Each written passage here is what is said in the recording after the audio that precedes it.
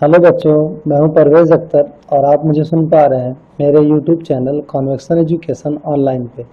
बच्चों, ये वीडियो हमारा सीबीएसई क्लास 10 की मैथमेटिक्स की सीरीज़ का चौथा वीडियो है और इसमें हम अपने कॉन्सेप्ट नंबर 4 के बारे में पढ़ते हैं। ठीक है, तो चलिए स्टार्ट करते हैं।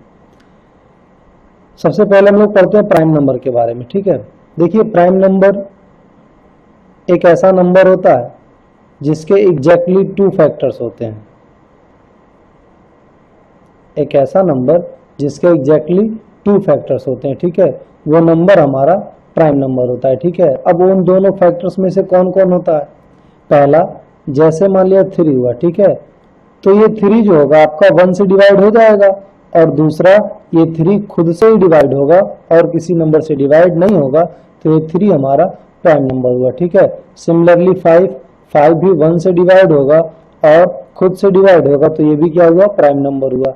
सिमिलरली 2 1 से डिवाइड होगा और 2 से डिवाइड होगा, तो ये भी क्या होगा? प्राइम नंबर होगा। ठीक है, तो प्राइम नंबर ऐसे नंबर्स होते हैं जिसके एग्जैक्टली 2 फैक्टर्स होते हैं, एक तो 1, दूसरा वो नंबर खुद। ठीक है, तो ये हो गए प्राइम नंबर। ठीक, 2 के अलावा और कोई भी प्राइम नंबर इवन नहीं होता है। ठीक है, सिर्फ 2 ही एक ऐसा प्राइम नंबर है जो इवन होता है। ठीक, अब हम आते हैं अपने नेक्स्ट टॉपिक पे, यह हमारा कंपोजिट नंबर। ठीक है, देखिए कंपोजिट नंबर क्या होते हैं। एक ऐसा नंबर है ना जो 1 से ग्रेटर हो, एक ऐसा नंबर जो 1 से ग्रेटर हो और प्राइम नंबर ना हो। कोई भी नंबर आप ले लीजिए, 1 से ग्रेटर होना चाहिए, 1 से ग्रेटर होना चाहिए बट प्राइम नंबर नहीं होना चाहिए। जैसे 1 से ग्रेटर आपका 2 आया लेकिन 2 प्राइम है, तो इसको हम नहीं लेंगे। ठीक, 3 भी प्राइम नंबर, इसको हम नहीं लेंगे, हम ले लिए 4 को। ठीक है, तो ये जो 4 होगा हमारा, ये कंपोजिट नंबर होगा। ठीक है, क्योंकि 4 एक तो 1 से ग्रेटर है, दूसरा ये प्राइम नंबर नहीं है। ठीक, तो जो नंबर 1 से ग्रेटर होता है और वो प्राइम नंबर नहीं हो, ठीक है, तो वो नंबर कंपोजिट नंबर होता है। ठीक, कंपोजिट नंबर के मोर देन 2 फैक्टर्स होते हैं।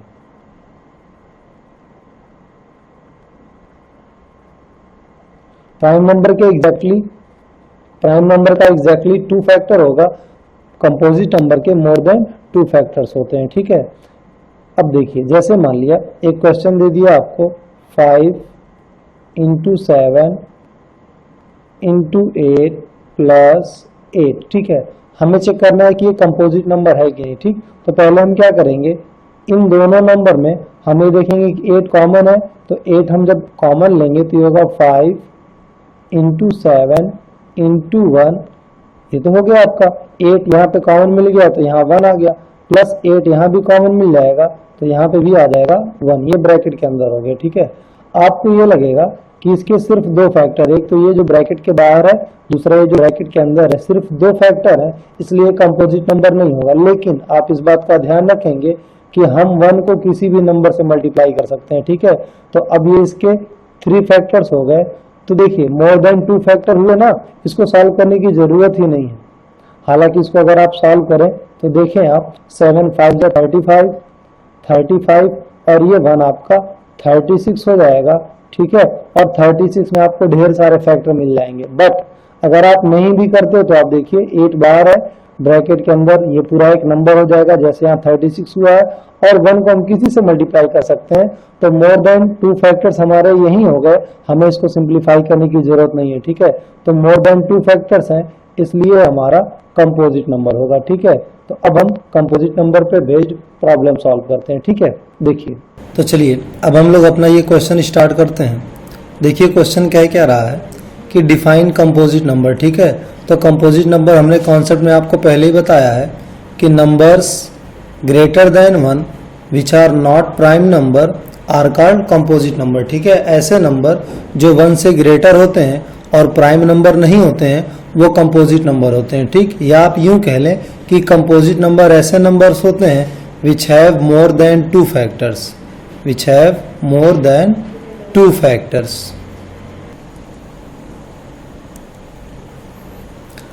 अब देखिए इस क्वेश्चन में, क्वेश्चन हमारा कह रहा है explain why 11 × 13 × 15 × 17 + 17 is a composite number. ठीक है, हमें एक्सप्लेन करना है कि ये कंपोजिट नंबर क्यों है। तो देखिए इस क्वेश्चन को हमने यहाँ नोट किया, हम देख रहे हैं इस टर्म में, इसमें क्वेश्चन में दो टर्म है, एक टर्म ये है एक टर्म ये है, ठीक है।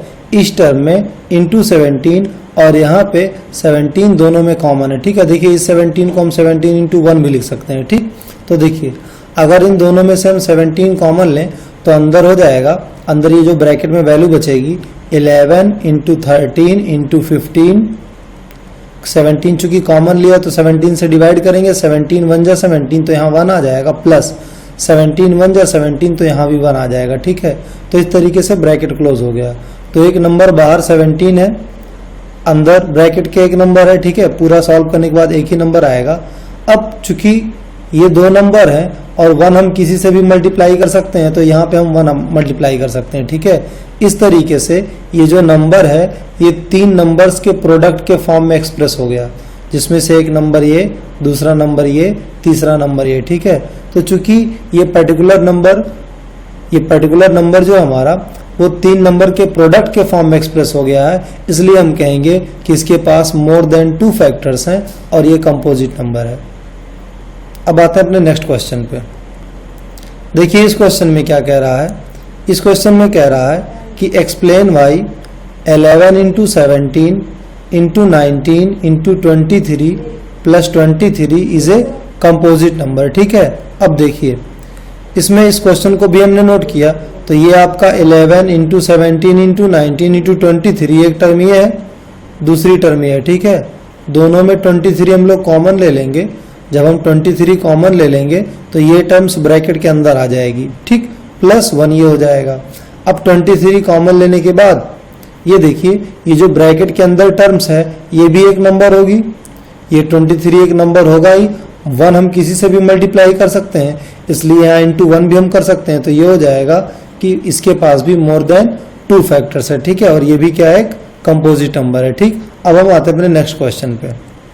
देखिए इस क्वेश्चन में भी हमें प्रूव करना है कि एक्सप्लेन करना है कि क्यों ये और ये कंपोजिट नंबर है, ठीक है। तो देखिए इसको एक्सप्लेन करते हैं हम। इसमें देखिए इसमें यहाँ पे और यहाँ पे दोनों में 6 कॉमन है, तो इस टर्म में और इस टर्म में 6 कॉमन है, तो 6 कॉमन ले लेंगे, यहाँ पे ये 1 आ जाएगा और यहाँ पे क्या आ जाएगा 1 ब्रैकेट के अंदर, ठीक है। 1 से मल्टीप्लाई करने से कोई फर्क नहीं पड़ता, इसलिए चाहे 7 इंटू 1 इंटू 5 लिखिए या डायरेक्ट 7 इंटू 5 लिखिए, बात एक ही है, ठीक है।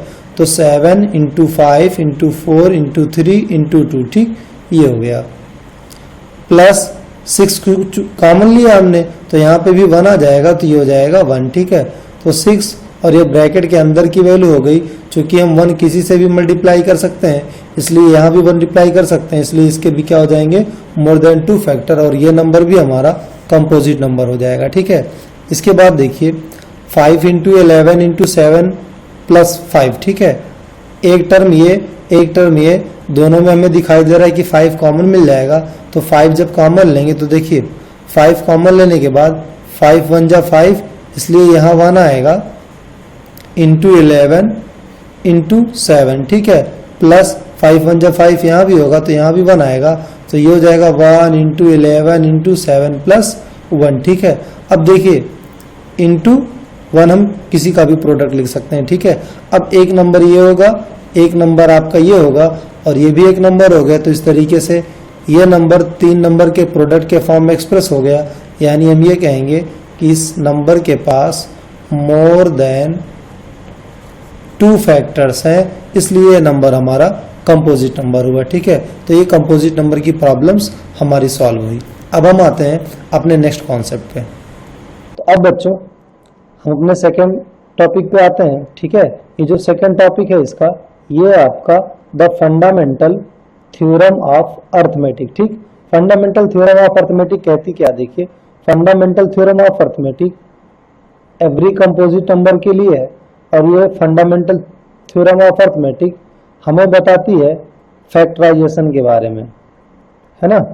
किसके बारे में, प्राइम फैक्टराइजेशन के बारे में, ठीक है। देखिए फंडामेंटल थ्योरम ऑफ अर्थमेटिक है क्या, एवरी कंपोजिट नंबर, कोई भी कंपोजिट नंबर हो, can be expressed as a product of primes, कोई भी कंपोजिट नंबर है उसको हम प्रोडक्ट ऑफ प्राइम्स के फॉर्म में हम एक्सप्रेस कर सकते हैं, ठीक है।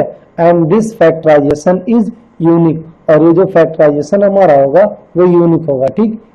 अब देखिए, जैसे मान लिया 15 है, तो 15 को हम इसके क्या लिखा है यहाँ पे, as a product of primes. इस 15 को हम एक्सप्रेस कर सकते हैं as a product of primes, और ये फैक्टराइजेशन जो होगा हमारा वो यूनिक होगा, ठीक है। अभी मैं बताता हूँ इस यूनिक वाली बात को। Apart from the order in which prime factor occurs, ठीक है। अगर हम इस बात को इग्नोर करें कि किस ऑर्डर में प्राइम फैक्टर ये अकर हुआ है, तो ये प्राइम फैक्टराइजेशन हमारा यूनिक होगा, ठीक। तो ये है हमारी फंडामेंटल थ्योरम ऑफ अरिथमेटिक कि किसी भी कंपोजिट नंबर को हम उसके प्राइम्स के प्रोडक्ट के फॉर्म में एक्सप्रेस कर सकते हैं, और ये जो फैक्टराइजेशन होगा हमारा ये यूनिक होगा अगर हम उस ऑर्डर को इग्नोर करें जिस ऑर्डर में प्राइम फैक्टर्स अकर हुए हैं, ठीक है। तो देखिए 15 इज इक्वल टू 3 इंटू 5 है ना। अब एक बार अगर 15 को आपने फैक्टराइज किया 3 इंटू 5 आ गया, तो इसका मतलब ये नहीं कि आप दोबारा फैक्टराइज करेंगे तो 15 को आप 4 इंटू 5 लिख देंगे, या 15 को आप 7 इंटू 5 लिख देंगे, ठीक है। 15 को जब भी आप लिखेंगे तो 15 को आप 3 इंटू 5 ही लिखेंगे, या आप इस तरीके से लिख सकते हैं 5 इंटू 3। मैंने आपको बताया कि हमें ऑर्डर को इग्नोर करना पड़ेगा, ठीक है, कि किस ऑर्डर में ये प्राइम फैक्टर अकर हो रहा है, ठीक। तो अगर हम इस ऑर्डर को इग्नोर करें तो हर कंपोजिट नंबर का जो प्राइम फैक्टराइजेशन होता है वो यूनिक होता है, ठीक है। अब देखिए, अब इससे हमें पता क्या चलता है, इससे हमें ये पता चलता है, ठीक है। पहली चीज तो फंडामेंटल थ्योरम ऑफ अरिथमेटिक हमें प्राइम फैक्टराइजेशन के बारे में बताती है, ठीक है। तो देखिए प्राइम फैक्टराइजेशन अगर 144 है, इसको हमें as a product of primes के फॉर्म में एक्सप्रेस करना है, तो हम इसको ऐसे 2 से पहले डिवाइड करेंगे तो ये 72, फिर इसको 2 से डिवाइड करेंगे तो ये 36, फिर 2 से डिवाइड करेंगे तो ये 18 होगा, फिर 2 से डिवाइड करेंगे तो 9 होगा, फिर 3 से आपका 3 होगा, फिर 3 से आपका ये 1, ठीक है। यानी 144 को हम ऐसे लिख सकते हैं, 2 देखिए यहाँ 4 टाइम्स है तो 2 की पावर 4, ठीक है, 3 की पावर 2, ठीक। तो ये हो गया आपका 144 का प्राइम फैक्टराइजेशन, ठीक है। देखिए इस 144 का जो हमने प्राइम फैक्टराइजेशन किया, इस पर हम बहुत सारे क्वेश्चंस बना सकते हैं, ठीक है। क्वेश्चन ये हो सकता है कि आप 144 को फैक्टराइज करिए तो फैक्टराइजेशन तो हो गया। क्वेश्चन ये हो सकता है कि आप अगर 144 को फैक्टराइज किया तो बताइए कि उसमें जो प्राइम फैक्टर्स हैं उसकी पावर क्या। तो देखिए 2 की पावर 4 है, 3 की पावर 2 है। इस तरीके से भी कह सकता है कि 144 के प्राइम फैक्टराइजेशन में जो प्राइम नंबर्स की पावर है उनका आप सम करिए, तो सम करने के लिए कहेगा तो 4 डिवाइड करके हम 6 कर देंगे। अब हम लोग फंडामेंटल थ्योरम ऑफ अरिथमेटिक पे बेस्ड प्रॉब्लम सॉल्व करते हैं। अब देखिए सबसे पहला क्वेश्चन यही है कि define fundamental theorem of arithmetic, ठीक है। तो देखिए फंडामेंटल थ्योरम ऑफ अरिथमेटिक का स्टेटमेंट हमारे पास है कि every composite number can be expressed as a product of primes, ठीक है, and this factorisation is unique. Fundamental theorem of arithmetic हमें यह बताती है कि कोई भी कंपोजिट नंबर हुआ, ठीक है, कोई भी कंपोजिट नंबर हुआ, फॉर एग्जांपल मैंने 6 ही लिख लिया, ठीक है, तो इस कंपोजिट नंबर को हम एक्सप्रेस कर सकते हैं as a product of primes, यानी 2 इंटू 3, ठीक है। यानी इस कंपोजिट नंबर को हम इसके प्राइम फैक्टर के प्रोडक्ट के फॉर्म में एक्सप्रेस कर सकते हैं, ठीक। और क्या लिखा है कि दिस फैक्टराइजेशन इज यूनिक, और ये जो फैक्टराइजेशन होता है यूनिक होता है apart from the order in which prime factor अगर हम इस बात को इग्नोर कर दें कि किस ऑर्डर में ये प्राइम फैक्टर्स अकर हो रहे हैं, ठीक है। जैसे कहने का मतलब 6 का प्राइम फैक्टराइजेशन हमेशा 2 इंटू 3 होगा, ठीक है। 2 ही फैक्टर होंगे इसमें, एक तो 2 होगा, एक 3 होगा, ये 2 प्राइम फैक्टर होंगे, ठीक है बस। तो इसको हम 2 इंटू 3 ना लिख के 3 इंटू 2 भी लिख सकते हैं। इसलिए कहा है कि अगर आप इस ऑर्डर को इग्नोर कर दें कि किस ऑर्डर में प्राइम फैक्टर लिखे हैं तो ये प्राइम फैक्टराइजेशन यूनिक होता है, ठीक है। अब हम आते हैं अपने नेक्स्ट प्रॉब्लम पे। देखिए ये क्या है, क्वेश्चन यहाँ पे ये कह रहा है कि सो दैट 6 की पावर n 4 की power n can not and with digit 0 for any value for any natural value of n। ठीक है, क्वेश्चन ये हमारा कि आप ये प्रूव करिए कि 6 की पावर n 4 की पावर n ये 0 से एंड नहीं हो सकते, n की कोई भी वैल्यू हो, ठीक है, कोई भी नेचुरल वैल्यू। तो देखिए सबसे पहले तो हम n की वैल्यू का ही कॉन्सेप्ट लगाते हैं। ये जो n की वैल्यू है अगर नेचुरल है तो इसका मतलब n की वैल्यू 1 हो सकती है। तो अगर 1 होगी तो 6 एक बार होगा, 2 हो सकती है, अगर 2 होगी तो 6 2 बार होगा, 3 हो सकती है, तो अगर 3 होगी तो 6 3 बार होगा। ठीक इसी तरीके से अगर n पावर है तो 6 का मल्टीप्लिकेशन n बार होगा। ठीक है, अब देखिए हमें ये जानना है, पहले हम ये सीखते हैं कि कौन से नंबर 0 से एंड होते हैं। ठीक है, तो थोड़ा सा आप देखिए, अगर मैं आपको कहूँ कि पहला स्मॉलेस्ट नंबर जो सबसे है ना, वो तो आपका 10 ही है, 2 डिजिट वाला, जो ये आपका 0 से एंड होता है। ठीक है, तो देखिए इसका प्राइम फैक्टराइजेशन करिए, आपको 2 और 5 मिलेगा। फिर हमने 20 को देखा तो यहाँ पे भी आपको 2 इसका प्राइम फैक्टर मिलेगा और 5 इसका प्राइम फैक्टर मिलेगा। ठीक है, 2 2 4 5 20। इस तरीके से 30 देखिए तो 30 को भी हम लिख सकते हैं 3 इंटू 10 यानी 2 इंटू 5 प्राइम फैक्टर इसका भी मिलेगा। ठीक है, देखिए कोई भी नंबर है अगर वो नंबर 0 से एंड करता है, जैसे मान लिया हमने लिखा 750, अगर ये 0 से एंड करता है तो इसका मतलब इसको हम इस तरीके से लिख सकते हैं इंटू 10 के फॉर्म में। और जैसे ही आपने 10 के फॉर्म में लिखा तो आपको 2 इंटू 5 जरूर मिल जाएगा। ठीक है, यानी यहाँ से हमें ये पता चला कि वही नंबर 0 से एंड हो सकता है जिसमें कम से कम एक 2 और एक 5 एज ए 2 की पावर 1 और 5 की power 1 as a prime factor हो। अगर 2 की पावर 1 5 की पावर 1 दोनों एज ए प्राइम फैक्टर नहीं है तो वो नंबर एंड नहीं हो सकता 0 से। ठीक है, तो देखिए 6 को देखिए, पहला क्वेश्चन 6 को जब हम देखते हैं तो 6 का प्राइम फैक्टराइजेशन होता है 2 इंटू 3, यानी 6 के जो प्राइम फैक्टर होंगे वो 2 और 3 ही होंगे, जबकि 0 से एंड होने के लिए हमें 2 और 5 चाहिए। इसके साथ कुछ भी हो उससे फर्क नहीं पड़ता हमें, लेकिन 2 और 5 मस्ट है, ये चाहिए ही चाहिए। तो चूंकि 6 की पावर n में है ना, 6 की पावर n में जो n की वैल्यू है वो नेचुरल है, तो अगर इसकी वैल्यू मान लेते हैं 2 होती है तो इसका मतलब 6 इंटू 6, इसका ये मतलब होगा कि 2 इंटू 3 यहाँ भी हो जाएगा और 2 इंटू 3 यहाँ भी हो जाएगा, तो 2 की पावर 2 हो जाएगी, 3 की पावर 2 हो जाएगी। कहने का मतलब कि ये जो नेचुरल नंबर की पावर है, पावर बस इतना डिसाइड करेगी कि इस प्राइम फैक्टर्स की पावर क्या होगी। पावर ये नहीं डिसाइड करेगी कि इस 6 के अंदर प्राइम फैक्टर क्या होगा। ठीक है, तो पावर बस इतनी डिसाइड करेगी कि ये जो प्राइम फैक्टर 6 के हैं, 2 है 3 है, उसकी पावर क्या होगी, 1 होगी, 2 होगी, 3 होगी, 4 होगी। ठीक है, तो इस चूंकि 6 की पावर n में जो 6 है इसका प्राइम फैक्टर 2 और 3 है, इसमें 5 नहीं है, इसलिए 0 से एंड नहीं हो सकता।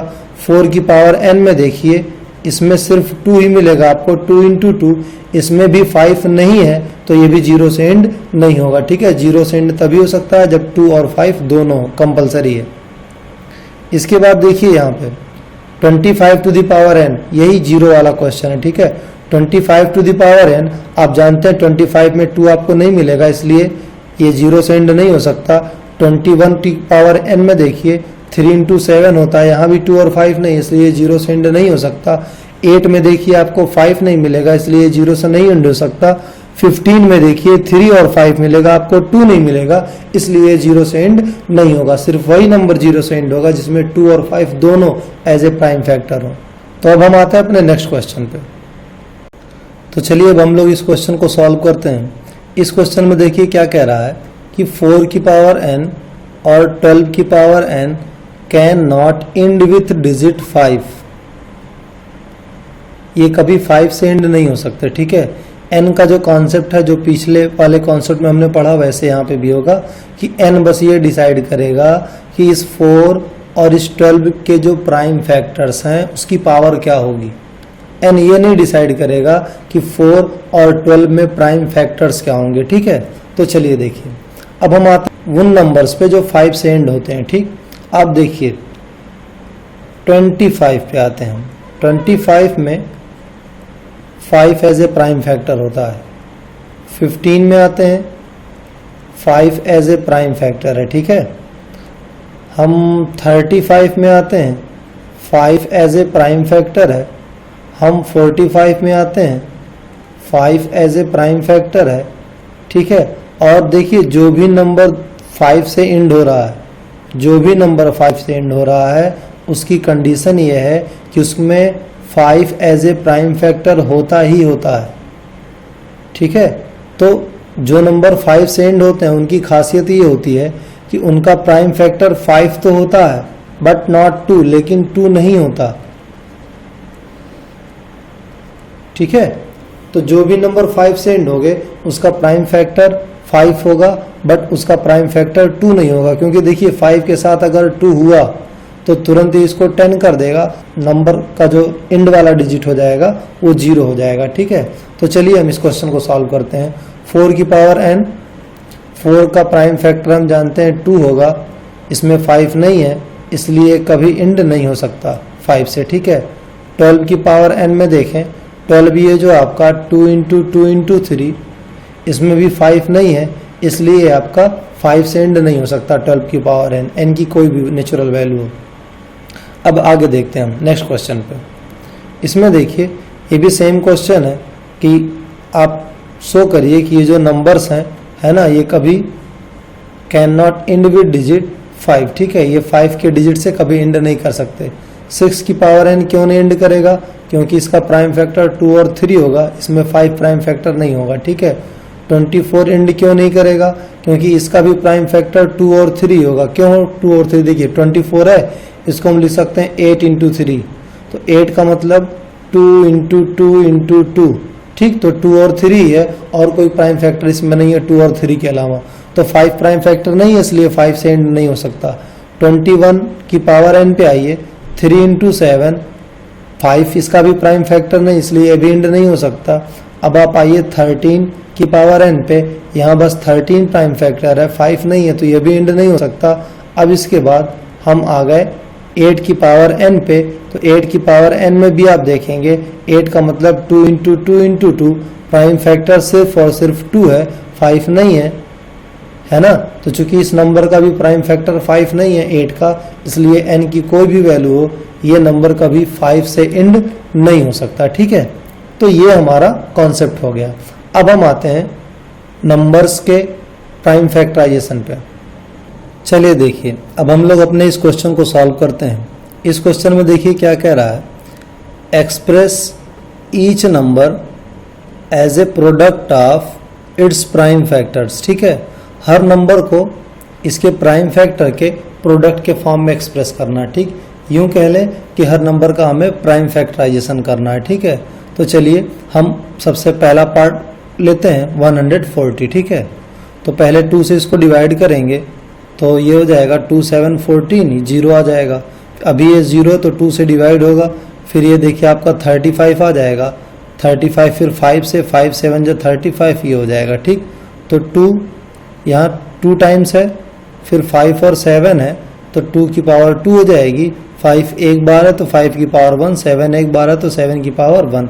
इस तरीके से ये 140 का प्राइम फैक्टराइजेशन हो गया। ठीक है, दूसरा पार्ट है आपका 156।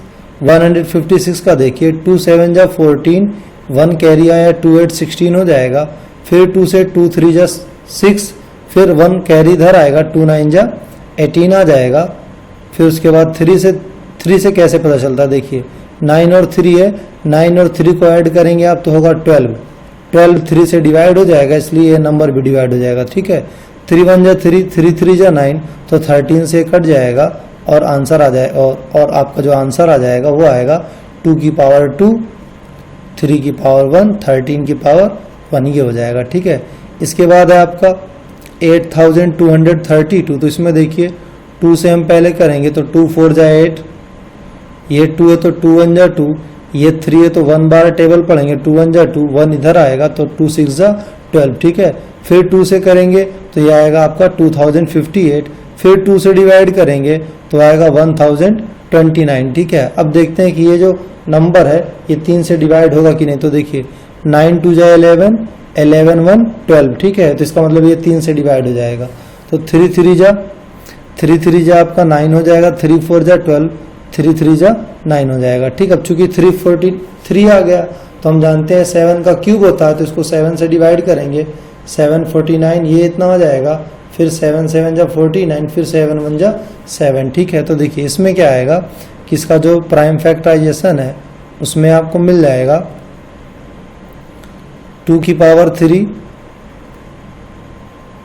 3 की पावर 1 मिलेगी, और ये जो 7 है 7 की पावर आपको 3 मिलेगी, ठीक है। तो ये हमारा आंसर हो जाएगा, ठीक। अब हम लोग अपना नेक्स्ट क्वेश्चन देखते हैं। इस क्वेश्चन में देखिए क्या कह रहा है, how many prime factors are there in prime factorisation of 5005, ठीक है। कह रहा है कि ये जो 5000 का प्राइम फैक्टराइजेशन है इसमें कुल कितने प्राइम फैक्टर्स हैं, ठीक। तो देखिए हमने 5005 का पहले प्राइम फैक्टराइजेशन किया तो ये हुआ 1001 हो जाएगा 5 से डिवाइड करने पे, फिर 7 से डिवाइड किए तो 143 आ गया, फिर 11 से किए तो 13 आ गया। तो देखिए प्राइम नंबर 5 एक प्राइम नंबर है, 7 एक प्राइम नंबर है, 11 भी और 13 भी। तो टोटल यहाँ प्राइम फैक्टर्स आपके हुए 4, ठीक है। 4 लोग हैं, ठीक। तो total number of prime factors जो हुए वो हमारे 4 हुए। तो इस तरीके से ये क्वेश्चन सॉल्व हुआ, ठीक है। अब हम लोग आते हैं अपने नेक्स्ट क्वेश्चन पे। देखिए इस क्वेश्चन में क्या कह रहा है, इस क्वेश्चन में कह रहा है what is the exponent of 3 in the prime factorisation of 3825, कि 3825 का अगर हम प्राइम फैक्टराइजेशन करें तो उसमें प्राइम नंबर 3 जो होगा, प्राइम फैक्टर 3 जो होगा उसकी पावर क्या आएगी, ठीक है। तो क्वेश्चन को सॉल्व करते हैं, पहले प्राइम फैक्टराइजेशन करते हैं, ठीक। तो देखिए 5 2 7 7 8 15 15 3 18, ठीक है। 18 चूंकि 3 से डिवाइड हो जाएगा तो ये नंबर भी आपका 3 से डिवाइड हो जाएगा, ये आ जाएगा 1275। फिर ऐड करके देख लेंगे तो पता चलेगा हाँ 3 से डिवाइड हो जाएगा। अभी आ गया 425, ठीक है। अब देखिए 5 2 जा 7 7 4 11, 3 से नहीं डिवाइड होगा तो चूंकि 5 है एंड में तो 5 से डिवाइड होगा, 5 से 85 टाइम्स ये जाएगा, फिर 5 से 17 टाइम्स, ठीक है। तो अब ये हो गया 3 की पावर 2, 5 की पावर 2, 17 की पावर 1, ठीक है। इसमें देखिए क्वेश्चन क्या क्या कर सकता था। फिलहाल अभी तो पूछा है कि 3 की पावर क्या होगी, तो आंसर दे देंगे भैया ये 2 है तो 2 होगी। क्वेश्चन ये पूछ सकता था कि 5 की पावर क्या होगी, तो 5 की पावर भी 2 होती। पूछा 17 की पावर क्या होगी, तो 17 की पावर 1 होती। फिर ये भी पूछ सकता था कि ये जो आपका 3825 है इसमें कुल कितने प्राइम फैक्टर्स हैं, तो हम कहते हैं भाई 1 2 3 प्राइम फैक्टर्स हैं, ठीक है। इस तरीके से भी क्वेश्चन पूछ सकता था कि अगर 3825 इज इक्वल टू 3 की पावर a, 5 की पावर b प्लस 17 की पावर 1 है, ठीक है। तो आप a प्लस b की वैल्यू बताइए। तो आप क्या करते, प्राइम फैक्टराइजेशन करते। प्राइम फैक्टराइजेशन जब करते तो आपको पता चलता कि आपका आंसर क्या आया, 3 की पावर 2, 5 की पावर 2 इंटू 17 की पावर 1। तो आपको वैल्यू मिलती कि a की जगह भैया 2 होगा, b की जगह क्या होगा 2 होगा। तो आप 2 + 2 रखते तब आपको 4 मिलता, ठीक है। तो इसी तरीके से जैसे a + b है, a इंटू बी भी कह सकता था तो 2 इंटू 2 तब भी 4 आता। a² इंटू बी कह सकता था तो 2 की पावर 2 इंटू 2 करते तो 2 की पावर 2 4 हो जाता और 4 2 8 हो जाता, ठीक है। इस तरीके से और भी ये सारे क्वेश्चंस बन सकते थे, ठीक। तो अब हम आते हैं नेक्स्ट क्वेश्चन पे। तो चलिए अब हम लोग अपना ये क्वेश्चन स्टार्ट करते हैं। देखिए क्या कह रहा है, what is the sum of exponents of prime factors in the prime factorisation of 196। कह रहा है कि भैया 196 का जब आप प्राइम फैक्टराइजेशन करेंगे तो प्राइम फैक्टर्स के ऊपर जो पावर होगी उस पावर का सम क्या होगा, ठीक है। तो पहले प्राइम फैक्टराइजेशन तो करें। तो प्राइम फैक्टराइजेशन 196 का, चूंकि यहाँ 6 है इवन नंबर है तो 2 से डिवाइड हो जाएगा, 98 आ जाएगा, अभी भी 8 इवन है तो 2 से डिवाइड होगा, 49 आ जाएगा। 49 हम जानते हैं 7 7 जब 49 होता है तो ये आ जाएगा, ठीक है आपका, यानी 2 की पावर आई 2, 7 की पावर आई 2, ठीक है। तो ये था प्राइम फैक्टराइजेशन, तो प्राइम फैक्टराइजेशन हो गया। क्या था? Exponent of prime factors, exponent of prime factors, ये देखिए 2 की एक्सपोनेंट कितनी है 2, 7 की एक्सपोनेंट कितनी है 2, तो एक एक्सपोनेंट 2 हो गई, दूसरी भी 2 हो गई। What is the sum of exponent, है ना, एक्सपोनेंट का सम कितना होगा भैया, 2 + 2 = कितना होगा 4, ठीक है। तो ये क्वेश्चन भी हमारा सॉल्व हुआ। अब हम लोग अपने नेक्स्ट क्वेश्चन पे आते हैं। इस क्वेश्चन में देखिए, इस क्वेश्चन में क्या रहा, find the value of x and y in the given figure, ठीक है, x और y की वैल्यू फाइंड आउट करनी है। इस डायग्राम को देख लीजिए, ये भी फैक्टराइजेशन का एक मेथड है। इसमें कैसे करते हैं देखिए, इस बॉक्स से ये दोनों निकले हुए हैं 7 और 3, ठीक है। ये बॉक्स ये रिप्रेजेंट करता है कि इस नंबर का प्राइम फैक्टराइजेशन जो है उसमें 3 है ना, और इंटू 7 है, ठीक। तो सोचिए ये नंबर कौन सा होगा, चूंकि प्राइम फैक्टराइजेशन x का प्राइम फैक्टराइजेशन 3 और 7 है, ठीक है, x का प्राइम फैक्टराइजेशन 3 और 7 है, इसलिए x = क्या होगा 3 × 7 यानी 21। तो ये तरीका है, इसको मल्टीप्लाई कर देंगे तो ये बॉक्स आ जाएगा, तो 7 × 3 ये x = हो जाएगा 21। अब देखिए ये 21 और ये 4 इस y से निकला है, तो 21 और 4 को मल्टीप्लाई कर देंगे तो 4 × 1 = 4, 4 × 2 = 8, ये y की वैल्यू आपकी आ जाएगी, और ये जो y की वैल्यू होगी, ठीक है, ये इस बॉक्स में आ जाएगी। तो इस तरीके से y की वैल्यू हो जाएगी 84 और x की वैल्यू हो जाएगी आपकी 21। ये क्वेश्चन हमारा सॉल्व हुआ, ठीक है। तो इस तरीके से ये पूरा कॉन्सेप्ट हमारा ख़त्म हुआ। बच्चों ये कॉन्सेप्ट आपको कैसा लगा कमेंट करके ज़रूर बताएं, और प्लीज़ वीडियो को फॉरवर्ड कर दें और सब्सक्राइब करना ना भूलें। शुक्रिया।